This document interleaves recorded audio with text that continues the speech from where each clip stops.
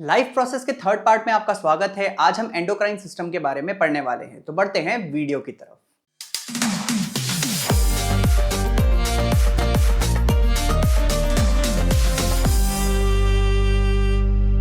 इस चैप्टर में अपन ने ह्यूमंस में कंट्रोल एंड कोऑर्डिनेशन के बारे में पढ़ना शुरू किया था। हमने ऑलरेडी एक सिस्टम जो कि नर्वस सिस्टम है वो कवर कर लिया था, और अब हम आज के वीडियो में सेकेंड सिस्टम जो कि है एंडोक्राइन सिस्टम, उसके बारे में हम पढ़ने वाले हैं। तो क्या होता है एंडोक्राइन सिस्टम? एंडोक्राइन सिस्टम का एक और नाम है जिसे हम कहते हैं हार्मोनल सिस्टम। तो सबसे पहले समझते हैं कि ये हार्मोनल सिस्टम क्या है। उसको समझने से पहले हार्मोन्स क्या है इसको समझते हैं। तो जो एंडोक्राइन ग्लैंड होता है वो एक पर्टिकुलर तरीके का सब्सटेंस प्रोड्यूस करता है जिसको हम बोलते हैं हार्मोन्स। हार्मोन्स एक तरीके के केमिकल मैसेंजर्स होते हैं और ये ब्लड में डिस्चार्ज हो जाते हैं। एक हार्मोन जो है वो एक पर्टिकुलर ऑर्गन के पास ही जाकर के एक्ट करता है, और वो पर्टिकुलर ऑर्गन जिसके पास वो हार्मोन जाकर के एक्ट करता है उसे हम कहते हैं टारगेट ऑर्गन, या फिर उसका इन्फ्लुएंस जो है, ठीक है, वो एक पर्टिकुलर ऑर्गन के ऊपर ही अपना इन्फ्लुएंस शो करता है। इस चीज को समझते हैं। जैसे कि यहां पर आप देख सकते हैं एक लॉक एंड की सिस्टम है। अब जैसे कि हर ताले की एक अलग चाबी होती है, बिल्कुल उसी तरीके से हर एक हार्मोन जो है वो एक स्पेसिफिक फंक्शन करता है और एक स्पेसिफिक ऑर्गन पे जाकर के एक्ट करता है। ठीक है, तो आप जैसे कि आप एक ताले को हर चाबी से नहीं खोल सकते, इसीलिए आप किसी भी फंक्शन को किसी भी हार्मोन्स के थ्रू नहीं करा सकते। भले ही वो हार्मोन जाकर के ब्लड में एक्ट करेगा और ब्लड पूरे बॉडी में सर्कुलेट होगा, लेकिन उसका एक्शन हर जगह शो नहीं होगा, उसका एक्शन कुछ स्पेसिफिक जगहों में ही शो होगा। अब समझते हैं कि एक ग्लैंड क्या होता है। एक ग्लैंड एक ऐसा स्ट्रक्चर है जो कि एक स्पेसिफिक सब्सटेंस को सिक्रीट करता है हमारी बॉडी में। मतलब कुछ ऐसी जगहें हैं हमारी बॉडी में जो कि कुछ स्पेसिफिक टाइप के सब्सटेंसेस को रिलीज करती हैं, जो हार्मोन्स को रिलीज करती हैं।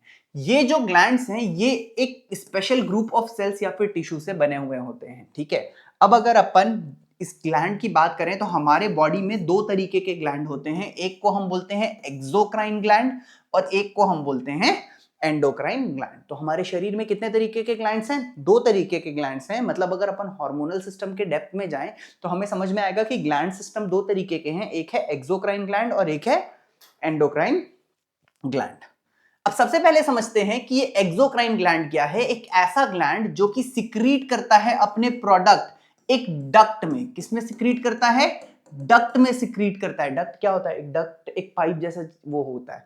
ठीक है, तो एक डक्ट में जो ग्लैंड अपना प्रोडक्ट सिक्रीट करता है, ऐसे को हम क्या बोलते हैं? इसको हम बोलते हैं एक्सोक्राइन ग्लैंड। और एक ऐसा ग्लैंड जो कि सिक्रीट करता है डायरेक्टली अपने प्रोडक्ट को ब्लड में सिक्रीट करता है, और ब्लड के थ्रू वो जो पर्टिकुलर सब्सटेंस है वो अपने टारगेट ऑर्गन तक पहुंच जाता है। उसे हम क्या बोलते हैं? उसको हम बोलते हैं एंडोक्राइन ग्लैंड।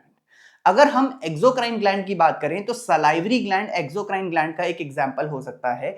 जैसे कि अगर आप देखेंगे तो सलाइवरी ग्लैंड सलाइवा रिलीज करता है, और वो सलाइवा एक डक्ट के थ्रू रिलीज करता है। उस डक्ट को हम क्या बोलते हैं? उस डक्ट को हम बोलते हैं सलाइवरी डक्ट। अब क्योंकि वो अपना जो सलाइवा रिलीज कर रहा है, सलाइवरी ग्लैंड वो एक डक्ट में रिलीज कर रहा है, तो वो कैसा ग्लैंड हो गया? Exocrine gland. और वहीं पे अगर अपन दूसरा कोई ग्लैंड देखें, जैसे कि पीनियल ग्लैंड है, हाइपोथैलेमस ग्लैंड है या पिट्यूटरी ग्लैंड है, इस तरीके के जो ग्लैंड्स होते हैं ये डायरेक्टली जो अपना हार्मोन है वो किस में रिलीज करते हैं? इसको ये रिलीज करते हैं ब्लड में। तो इस तरीके के ग्लैंड्स को हम क्या बोलते हैं? इसको हम बोलते हैं एंडोक्राइन ग्लैंड। ठीक है, तो बेसिकली हम बोल सकते हैं ग्लैंड्स कितने तरीके के हो गए? दो तरीके के, exocrine gland, endocrine gland. Exocrine gland कैसा हो गया? एक्सोक्राइन ग्लैंड वो ग्लैंड हो गया जो डक्ट में हार्मोन्स रिलीज करेगा, और एंडोक्राइन ग्लैंड कौन सा हो गया? एंडोक्राइन ग्लैंड वो ग्लैंड हो गया जो डायरेक्टली ब्लड में अपने सब्सटेंसेस को रिलीज करेगा। ठीक है, बढ़ते हैं आगे। अब एक एक करके समझते हैं कि कौन कौन से ग्लैंड्स हैं। तो सबसे पहला नंबर का जो ग्लैंड है ये है पीनियल ग्लैंड। ठीक है, अब पीनियल ग्लैंड कहां पाया जाता है? तो पीनियल ग्लैंड अगर आप ब्रेन के डायग्राम को देखेंगे तो ब्रेन के डायग्राम में ये जो पीछे लीफ टाइप का जो स्ट्रक्चर था, इसके अंदर पाया जाता है पहला ग्लैंड। इस ग्लैंड का नाम क्या है? इस ग्लैंड का नाम है पीनियल ग्लैंड। ठीक है, अब इस पीनियल ग्लैंड के बारे में अगर हम देखें तो पीनियल ग्लैंड कहां पे पाया जाता है? तो रूफ ऑफ द ब्रेन में पाया जाता है पीनियल ग्लैंड। ठीक, ये कहां पे ये सिक्रीट क्या करता है? तो ये मेलाटोनिन नाम का एक सब्सटेंस सिक्रीट करता है, और ये जो मेलाटोनिन है, this causes lightning of the colour of skin. तो स्किन का कलर कितना लाइट होगा, या फिर रेगुलरली स्किन के कलर को लाइट करने का काम कौन करता है? वो मेलाटोनिन नाम का एक सब्सटेंस करता है, जो कि सिक्रीट कहां पे होता है? पीनियल ग्लैंड में सिक्रीट होता है। नेक्स्ट अगर अपन देखें तो नेक्स्ट है हाइपोथैलेमस ग्लैंड। ठीक है, अगर आपने वीडियो देखा होगा ब्रेन वाला, तो मैंने उसमें स्पेसिफिकली बताया भी था कि कहां पे है। तो यहां पर जस्ट इसके थोड़ा सा साइड में अगर आप देखेंगे तो सेकंड वाला ग्लैंड आ जाता है, that is hypothalamus gland. Hypothalamus gland जो है वो बेस ऑफ द ब्रेन में पाया जाता है। ठीक, सिक्रीट क्या करता है? Releasing hormones and inhibitory hormones. तो ये क्या करता है? हार्मोन्स को रिलीज करता है, ठीक है, और हार्मोन्स को इनहिबिट भी करता है। मतलब जैसे कि एक हार्मोन है, तो क्या वो 24 घंटे लगातार रिलीज हो रहा है, कि एक पर्टिकुलर हार्मोन रिलीज होने के बाद रुक जा रहा है? तो रुक जाना मतलब उसको इनहिबिट कर देना। तो एक हार्मोन को रिलीज करने का इंस्ट्रक्शन देना और रुक जाने का इंस्ट्रक्शन देना, ये दोनों कौन करता है? ये हाइपोथैलेमस ग्लैंड करता है। तो बेसिकली इसका फंक्शन क्या है? It regulates the secretion of the hormones from the pituitary gland. तो पिट्यूटरी ग्लैंड कितना हार्मोन रिलीज करेगा और किस तरीके से हार्मोन्स रिलीज करेगा, इसको रेगुलेट करने का काम कौन करता है? हाइपोथैलेमस ग्लैंड करता है। जस्ट यहां पर अगर अपन देखेंगे तो थर्ड नंबर का जो ग्लैंड है दैट इज पिट्यूटरी ग्लैंड। ठीक है, तो ब्रेन के पास 3 ग्लैंड्स हो गए, pineal gland, hypothalamus gland and pituitary gland. अगर अपन पिट्यूटरी ग्लैंड की बात करेंगे तो this is also found beneath the brain. Secrete क्या करता है? तो ये ग्रोथ हार्मोन्स सिक्रीट करता है हमारे बॉडी में। इसके फंक्शंस क्या हैं? तो पहला, it helps in the growth of the body, body की ग्रोथ में हेल्प करता है। And second, it is also known as the master gland. तो कभी कभी एक नंबर का क्वेश्चन आता है, which gland is known as the master gland of our body? तो उसका आंसर आप क्या लिख करके आओगे? Pituitary gland.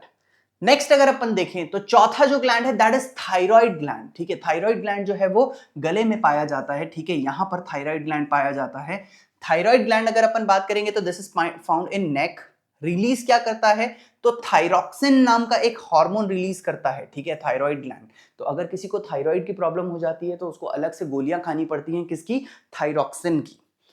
काम क्या करता है? तो it regulates the carbohydrate, protein and fat metabolism in our body to provide the best balance for our growth. तो हमारे शरीर में जो अलग अलग न्यूट्रिएंट्स हैं, मिनरल्स हैं, कार्बोहाइड्रेट्स हैं, इनका जो बैलेंस बनाने का काम है वो कौन करता है? थायरॉक्सिन करता है। इसीलिए कभी कभी जब थायराइड बिगड़ जाता है, ठीक है, तो इंसान थोड़ा मोटा हो जाता है या अचानक से पतला हो जाता है, स्वेलिंग आने लगती है बॉडी में। ये सब चीजें किसके कारण होती है? वो थायराइड के गड़बड़ाने के कारण होती है। नेक्स्ट ग्लैंड अगर अपन देखेंगे तो नेक्स्ट ग्लैंड का नाम है पैराथायरॉइड ग्लैंड। पैराथायरॉइड ग्लैंड थोड़ा सा नीचे पाया जाता है, लेकिन लगभग वही प्लेस है जहां पर थायराइड ग्लैंड पाया जा रहा है। ठीक है, थायराइड ऊपर है, उससे थोड़ा सा नीचे अगर अपन जाएंगे तो पैराथायरॉइड ग्लैंड है। पैराथायरॉइड ग्लैंड जो है दैट इज लोकेशन है थायराइड ग्लैंड। ठीक है, तो थायराइड ग्लैंड के पास ही पाया जाता है पैराथायरॉइड ग्लैंड। और ये सिक्रीट क्या करता है? तो ये पैराथॉर्मोन नाम का एक हार्मोन रिलीज करता है। इसका फंक्शन क्या होता है? ये हमारी बॉडी में कैल्शियम और फॉस्फेट का बैलेंस बनाता है ब्लड में। ठीक है, तो हमारे ब्लड में जो कैल्शियम और फॉस्फेट है उसको रेगुलेट करने का काम कौन करता है? उसको रेगुलेट करने का काम पैराथायरॉइड ग्लैंड करता है। अगर अपन नेक्स्ट हार्मोन देखें, सिक्स्थ हार्मोन, तो सिक्स्थ हार्मोन है थाइमस ग्लैंड। अब थाइमस ग्लैंड अगर आप देखोगे तो ये और नीचे में आ गया। ठीक है, विंड पाइप में ही देखो, यहाँ पे नीचे में और एक ग्लैंड आ गया, इसका नाम क्या है? Thymus gland. ठीक है, thymus gland is located near the heart.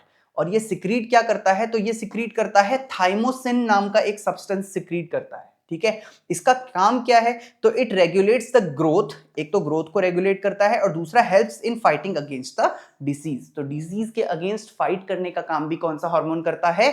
ये थाइमोसिन हार्मोन करता है, जो कि कौन सा ग्लैंड सिक्रीट करता है? थाइमस ग्लैंड इसको सिक्रीट करता है। ठीक है, तो अभी तक हमने 6 ऑलरेडी ग्लैंड्स देख लिए, hypothalamus gland, pineal gland, pituitary gland, parathyroid gland, thyroid gland और थाइमस ग्लैंड। इतना अपन ने देख लिया है। नेक्स्ट अगर अपन देखेंगे तो नेक्स्ट ग्लैंड जो है दैट इज पैंक्रियाज। ठीक है, पैंक्रियाज कहां पाया जाता है? तो हमारे स्टमक के नीचे पैंक्रियाज पाया जाता है। पैंक्रियाज के बारे में हमने लाइफ प्रोसेस चैप्टर में भी, डाइजेस्टिव सिस्टम पढ़ते टाइम भी पढ़ा था। पैंक्रियाज पैंक्रियाटिक जूसेस सिक्रीट कर रहा था। ठीक है, तो ये पाया कहां जाता है? बिलो द स्टमक पाया जाता है, और ये एक सब्सटेंस रिलीज करता है जो कि है इंसुलिन। इंसुलिन करता क्या है? तो वो कार्बोहाइड्रेट की मेटाबॉलिज्म को कंट्रोल करता है और रेगुलेट करता है ब्लड शुगर लेवल। ठीक है, अब ये बहुत इंपॉर्टेंट है, अगर इंसुलिन प्रॉपरली रिलीज नहीं होगा तो ब्लड शुगर लेवल जो है वो गड़बड़ा जाएगा और उसके कारण काफी सारी चीजें, काफी सारी कॉम्प्लिकेशंस आ सकती हैं। नेक्स्ट अगर हम देखेंगे तो सेवेंथ ग्लैंड का नाम है एड्रीनल ग्लैंड्स। एड्रीनल ग्लैंड्स कहां लोकेटेड हैं, तो किडनी के टॉप में लोकेटेड होते हैं। ठीक है, देखिए ये दोनों किडनी है, किडनी के जो ऊपरी हिस्से में जो लोकेटेड है वो क्या है, वो है एड्रेनल ग्लैंड्स। एड्रेनल ग्लैंड क्या सिक्रीट करता है, तो adrenal gland adrenal line hormone secrete करता है। इस हार्मोन को हम इमरजेंसी हार्मोन भी कहते हैं। ठीक है, secreted in large amounts during the emergencies, जब भी बॉडी में कोई इमरजेंसी सिचुएशन आ जाती है। अब इमरजेंसी सिचुएशन किस तरीके की आ सकती है, जैसे कि अचानक से हार्ट रेट बिगड़ जाए, ब्रीदिंग रेट बिगड़ जाए, ब्लड प्रेशर बिगड़ जाए या फिर कार्बोहाइड्रेट का मेटाबॉलिज्म बिगड़ जाए, तो इन सारी केसेस में क्या होता है कि लार्ज अमाउंट में ये इमरजेंसी वाला हार्मोन जो है वो रिलीज हो जाता है। हार्मोन का नाम क्या है, हार्मोन का नाम है एड्रेनालाइन हार्मोन। कहां से सिक्रीट होता है, वो एड्रीनल ग्लैंड से सिक्रीट होता है और पाया कहां जाता है, किडनी के टॉप में। नेक्स्ट अगर अपन देखेंगे तो जो नाइन्थ हार्मोन है वो है टेस्टिस। टेस्टिस सिर्फ मेल्स में पाया जाता है। ठीक है, ग्लैंड का नाम है टेस्टिस जो कि सिर्फ मेल में पाया जाता है। ठीक है, ये कहां लोकेटेड होता है, तो ये स्क्रोटल सैक में लोकेटेड होता है।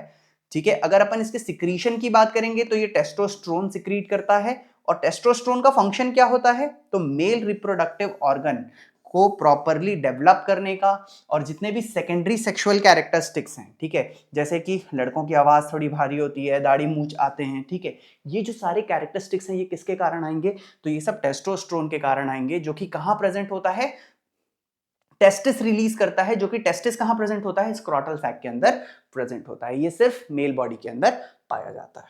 अगर अपन नेक्स्ट देखेंगे तो टेंथ जो हमारा ग्लैंड है, टेंथ ग्लैंड का नाम है ओवरी। ओवरी कहां पाया जाता है, तो वो लोअर एब्डोमेन में पाया जाता है। ठीक, ओवरी जो है वो सिर्फ फीमेल्स में पाया जाएगा। ठीक है, मेल बॉडी में ओवरी नहीं होता है।